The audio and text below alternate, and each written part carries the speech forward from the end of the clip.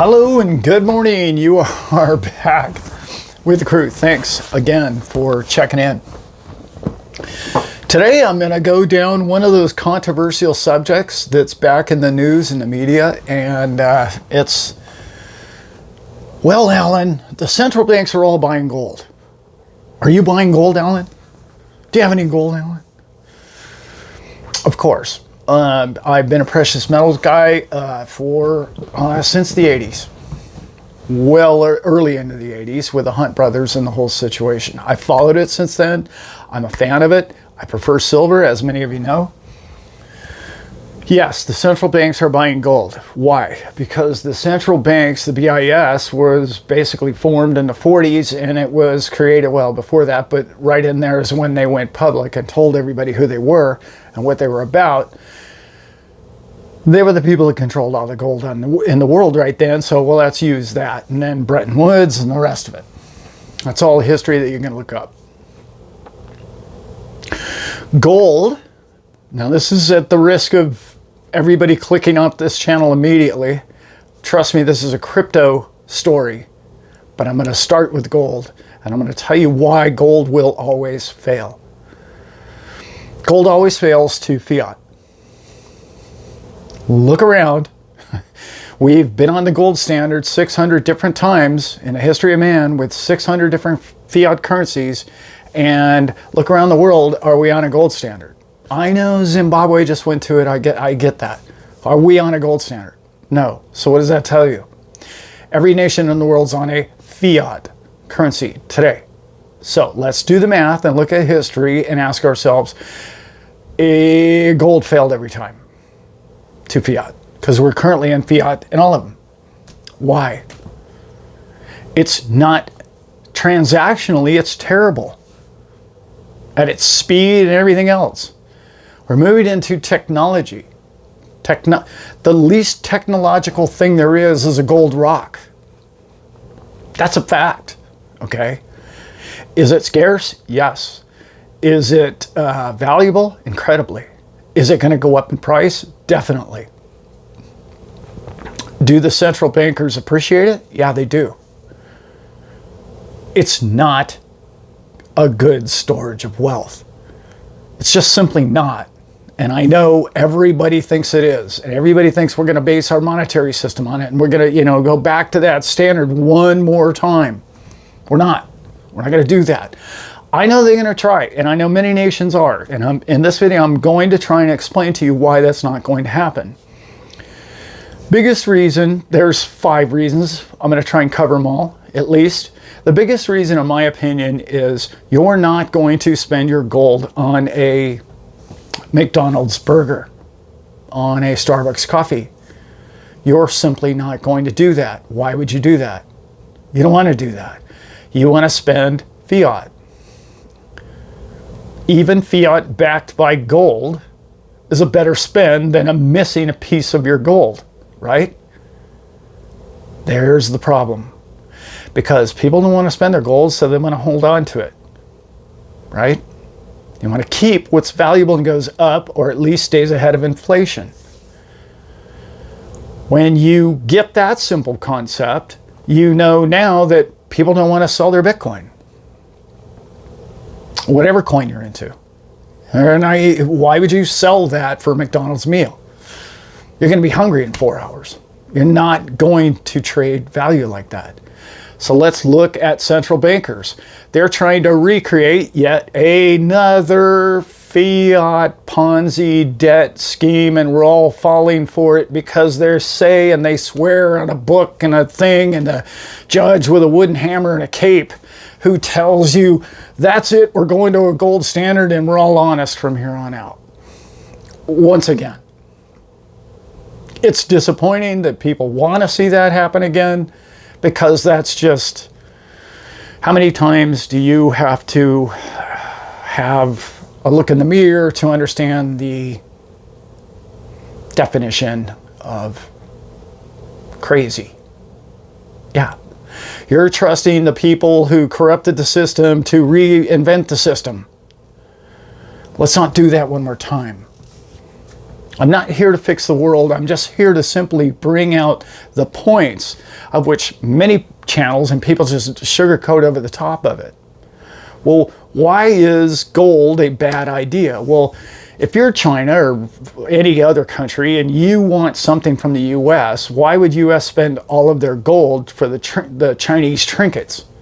They wouldn't, because gold is a storage of long-term wealth. What's the problem with when you back a currency by gold? It's the same problem that happened. Countries like this country, United States, ran into a budget problem. They wanted to blow up Southeast Asia, Vietnam in particular, with a bunch of bombs that they couldn't afford to, on a one-to-one currency based on gold. Everybody called them out and said, no, there's no way you have that much gold. We don't believe you. You're printing more than you have in your vault. Nobody gets to see our vault. They still haven't looked inside the vault. You and I don't get to count the vault. So let's get back to counting. This is a big problem. This is the third issue that I'm coming up with here. The big issue in the room that everybody's not addressing is, all right, I have a committee, a group of 50 of the most honest human beings on the face of the planet. They come into said vault. I don't care what bank it is, what country, whatever. Mr. Smith, who happens to be wealthy and has 20 bars of gold in his vault.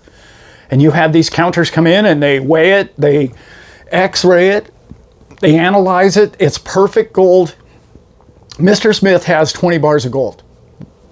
Good. He's good. Investigators walk out the room. They shut the vault. They're gone. Are we going to put a guard there?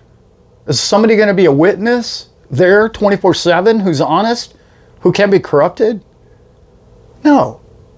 You're just going to assume that Mr. Smith has those 20 bars. What if Mr. Smith sells 10 of those bars and buys 10 tungsten bars and says, here is a photograph. I have 20 bars of gold. This has always been the problem with gold. It's not digitally or technologically secure enough for man's abuse. It's so simply lied about or corrupted. And let's face facts, we're in a world right now where honesty, truth is very difficult. No country believes in other country. People don't believe other people. People have been, their lives have been inflated away by these lies about the monetary system and the true value of everything they call money. It disappears in your hand before you can even spend it. It's way worse than we're being told. It's absolutely impossible that they call it 4% inflation right now. All you got to do is look around. Like, come on, guys. They can't even keep that story straight, let alone how much gold they have that none of us will ever get to count or look at. Yet you're going to just go ahead and work your day out in the hot sun on a hot roof and an asphalt road all day for that thing that they claim this represents an equivalent amount of how much gold this country actually has? No, you're not going to do that. We're technologically more advanced than that. So, what does that bring to mind? You and I know we need blockchain. And you say, well, Alan, there's Glint and there's all these other companies and a fantastic company that Glint is and many others. And I really, again, appreciate their product and their willingness and desire to create an honest system for gold. The issue again is, where's the gold? I know you're spending a credit card that represents and it's taking out of that account that you're good for. Where's the gold stored? Who has the keys? How's it guarded? And then what? Are people paying you in gold? Well, what do you mean now? It's like, well, are you getting paid in gold? Well, yeah, if all the money is all equal to the... Oh, I see what you mean. Right. People aren't paying you in gold coin. They're paying you, again, with digits, which are no different than fiat. Right? So now you're getting paid essentially in digital fiat going forward, and you're standing there going, well, do I know that this represents the exact amount of gold that my employer controls? How's he going to control that? Your bank, you got to go all the way back to the central banks again now, or your treasuries, and say, I trust in these people again. Well, again, I don't know why. Why would we trust them? We need blockchain. We need a trustless. This is why blockchain exists. We need security and a trustless, open system. You guys all know this, but we need that. And the best way to explain open and trustless is one of my favorite ways to look at it is, let's all sit down and play a game of poker. When you have an open source code and everybody can see it, everybody can see everybody's wallet, and you're playing a game of poker and everybody can see everybody's cards. That's an honest playing field. There's no more bluffing. There's no more lying about what you have or don't have. Your wallet says this. Those coins are this. So let's get back to coins. How do we make sure the coins are secure and nobody can replicate them? Blockchain ledger. We've got all this figured out, guys. This is not hard, okay? But when you introduce the backing of gold to a blockchain ledger, the gold is the denominator that is not ever trustless. For all the reasons I just explained. Is it pure gold? Is it filled with tungsten? Who's counted it? How often was it counted? Since the guy left the room, who counted it? How many bars left out the back yesterday? Where are the bars? Why would you spend your bars if you're a nation? You're going to create digits. All of a sudden, your budget gets a little tight and politicians and other people need more money than they have gold bars. So they're going to do what? They're going to do, like I started the video with, everything they've always done. Let's remember, gold has failed to keep fiat currencies from existing on this planet 600 times in the history of man. 600 times fiat has been overtaken by gold, and that we're on fiat now, so fiat was yet scoreboard last in history. Fiat won the battle of gold versus fiat once again, because we're all on fiat again. That cycle can keep going. I know if you own a bunch of gold, you're thinking, oh, I don't even want to watch this video. We need better. We have better. We have the technology. We have this. Which leads me, no, I don't think the future of money is Bitcoin. I think Bitcoin is just like gold. However, it has at least open source and trustless and open wallets. So you can see everybody who's got what, which is a whole lot better than what I just explained, because you can't just walk around the streets with a bar of gold. You can walk around the street on your phone or whatever device with a Bitcoin. But Bitcoin isn't going to be it either, because Bitcoin is far too slow among other things, but it's going to be accountability. It's going to be valuable, just like gold and silver will always be valuable. Okay, because it's been deemed a commodity. It's been dealt the color or name of, this is property, just like a commodity is a piece of property. That's what Bitcoin is.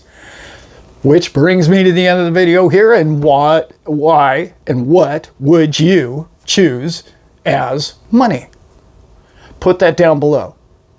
I have my recent video discussed basically you're going to have a multitude of coins, whether it be XRP, whether it be XLM, whether it be Bitcoin, and many of these are going to transact each other. In other words, it can be Bitcoin here in the US, it's going to turn into XRP, It's going to travel across bridges, which is exactly what XRP is simply a railroad track or a bridge to another continent. And then it's going to turn into a Russian ruble because people trust it. It has a trustless system. You don't need to count whether or not they have the coins. You can prove they have them in a wallet. Beautiful. Again, it becomes valuable. And as it goes up in price, like gold and Bitcoin do, you're not less wanting to spend it, okay? Because you don't trust your fellow nation that you're doing business with. You have to find a currency lower than that stays level with what you claim the value of everything is that you have, whether that be labor, oil, minerals, food production, whatever it may be, okay? Bitcoin account. You need something for that to transact on the streets for the McDonald's and the cup of coffee. You don't want to lose your assets to a cheeseburger,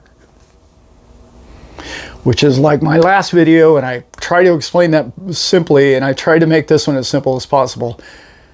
That's where your stable coins come into play. That's where we're headed.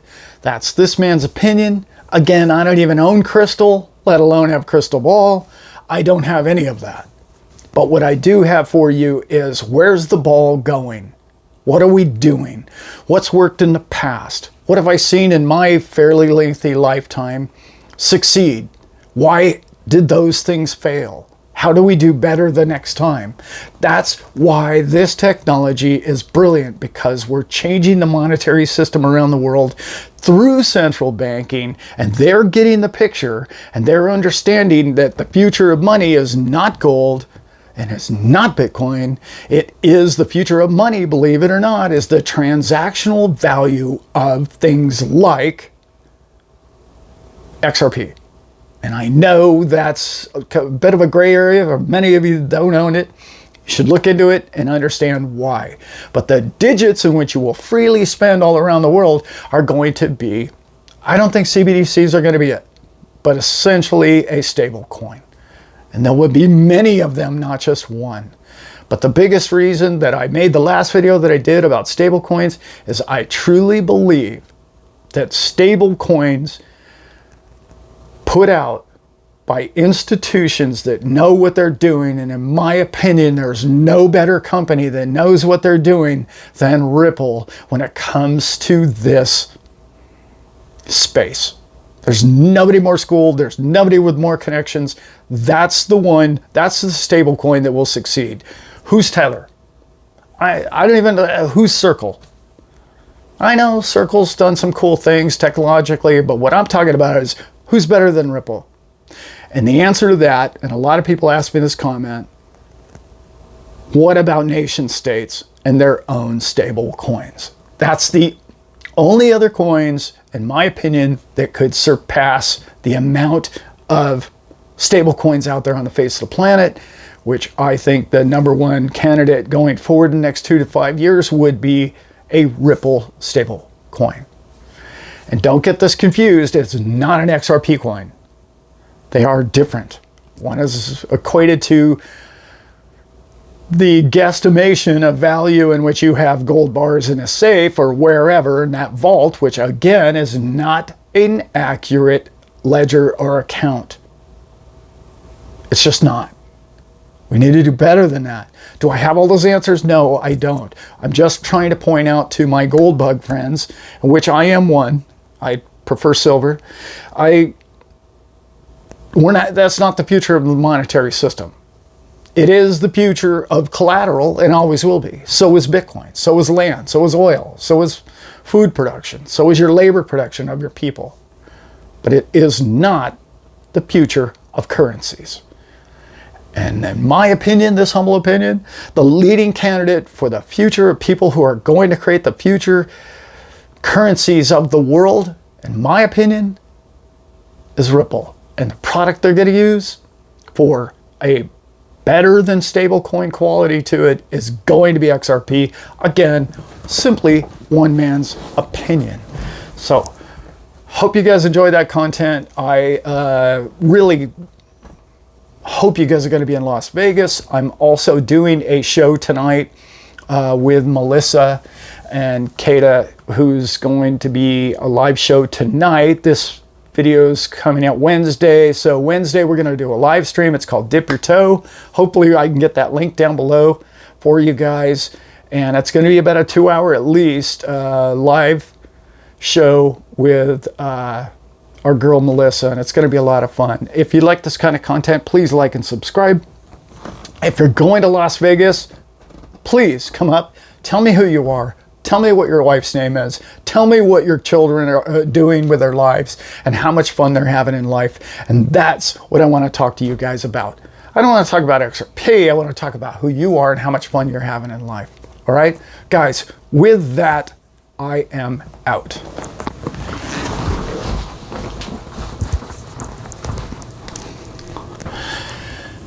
Love you all.